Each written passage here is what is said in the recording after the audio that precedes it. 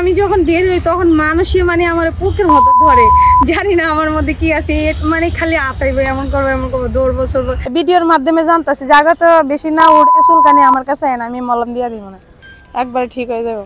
আমার দিকে ওদের জ্বলে না, অনেকে অনেক কিছু করতেছে, আমার দিকে তো মগার লাভ নাই, পারে না, বোঝেন নাই, হয় না। পরিবর্তন হয়েছে তার কত হুমো বলেন।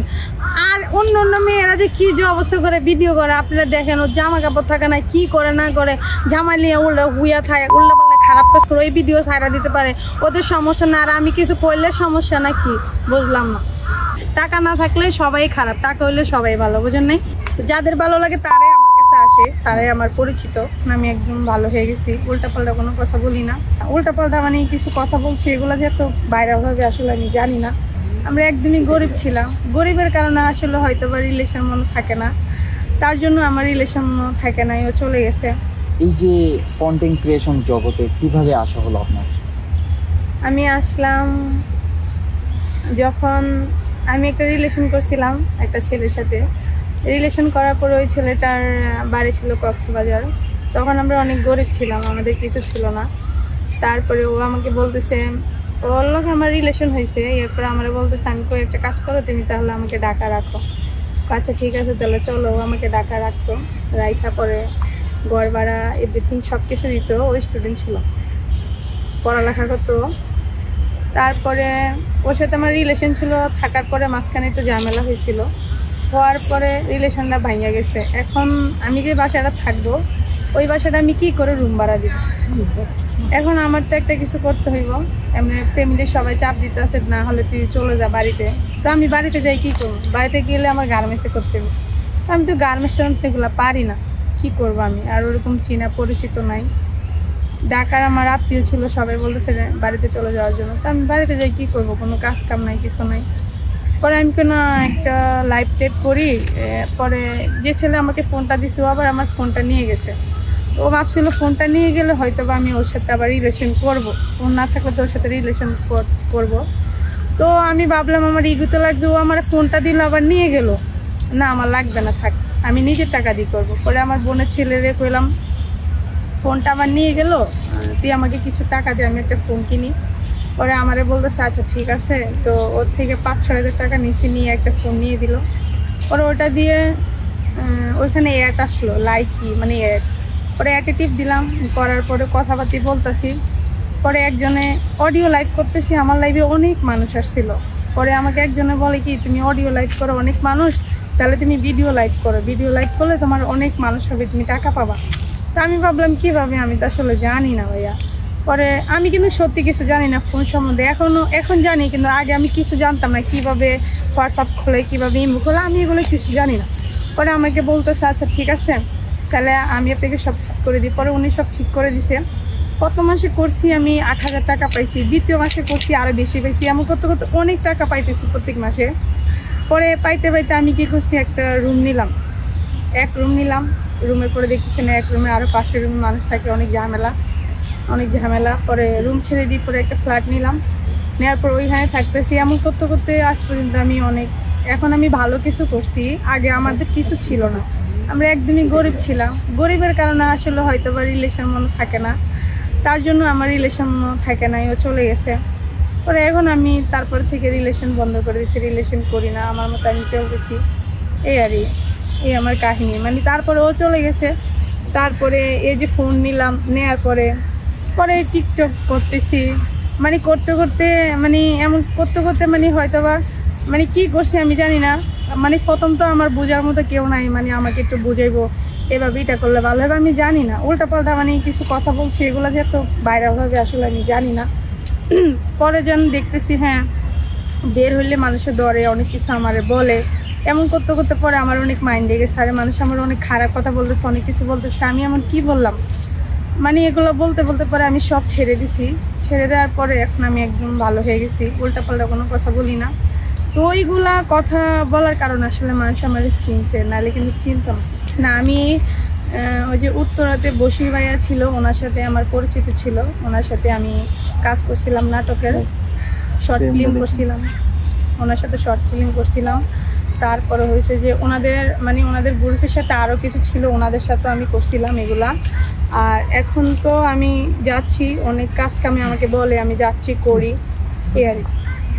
তারপরে আমি এখন ওই যে বাইং হাউস আছে ওইখানে যাই, ওনাদের কিছু লাইভ ট্রেড করে দিই এই আর কি। আমি এভাবে চলতেছি। এভাবে করে মাস শেষে কত টাকা আর্নিং হচ্ছে আপনার? পাচ্ছি মানে আমার বাবা মারা চালাচ্ছি, আমি নিজে চলি, রুম ভাড়া দিয়ে খাই দেয়, মানে এরকম। যদি দর্শকদের উদ্দেশ্যে একটা আনুমানিক বলে দিতেন। মানে আমি কি বলবো, এই যে মানে এমন একটা কথা বলছেন, আমি কি করবো কন্দালা, কি একটা বিপদে ভাবাইলেন। মানে যেরকম ভাবে চলা যায় ওরকম ভাবে আসলে আমি যখন বের হই তখন মানুষই মানে আমার বুকের মতো ধরে, জানি না আমার মধ্যে কি আছে, মানে খালি আতাইবো, এমন করবো দৌড়বো চলবো, খালি এমনই করে। মানে ওদের জন্য আমি কোনো জায়গায় যায় থাকতে পারি না, খালি ছবি তোলে। ছবির মধ্যে কি আছে, ছবির আঁকা নাই, গোড়া নাই, মাথা নাই, খালি ছবি তোলে। ইন দিয়ে আট ঢুকাই দেয়, ওই দিকে আট ঢুকাই দেয়, খালি ছবি তোলে। ছবির কোনো আগা মাথা কিচ্ছু আমি বুঝি না। না, ওরা আমাকে আসলে পছন্দ করে, আমারে খারাপও বলে ভালো বলে, রে ঠিক আছে। আসলে সবাইয়ের কাছে তো সবাই পছন্দ না, আমার সেম সব নায়িকেরা আমার ভালো লাগে না, সেম এরকম সবাই আমাকে পছন্দ করবে না, তার মধ্যে খারাপ ভালো আছে আমি জানি। তো যাদের ভালো লাগে তারাই আমার কাছে আসে, তারাই আমার পরিচিত। আর যাদেরকে ভালো লাগে না তারা দূরে থাকুক, সমস্যা নেই, সবার কিছু ভালো লাগে না। সবাই তো সবসময় খারাপ থাকে না, একসময় হয়তো বা খারাপ থাকে। দেখেন এখন আমাদের বাংলাদেশে অনেক মানুষ কিন্তু অনেক খারাপ কাজ করছে, এখন ওরা অনেক ভালো কিছু করতেছে। যার কপালে যেটা লেখা আছে ওইটা আছে। হয়তো বা আমি এই যে এখন আমি ভালো হয়ে গেছি, আমি যখন শুরুতে ছিলাম তখন আমি মানে মিডিয়াতে আমি কিছু জানতাম না, টিকটকের মাধ্যমে কিন্তু আমি পরিচিত। টিকটক করছি, যে এমন পাল্টা কিছু কথা বলছি দেখে ওটা ভাইরাল হয়েছে। তো ওটা হওয়ার পর জানি আমি ফুল পরিচিত, আমি জানি দেখে ওটা আমি বাদ করে দিয়েছি, ক্লোজ একদম।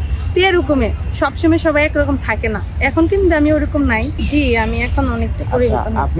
আসলে কারো ফ্যামিলি চায় না, কারো বাবা মা চায় না সে মানে মিডিয়াতে যা কোনো ছেলেদের।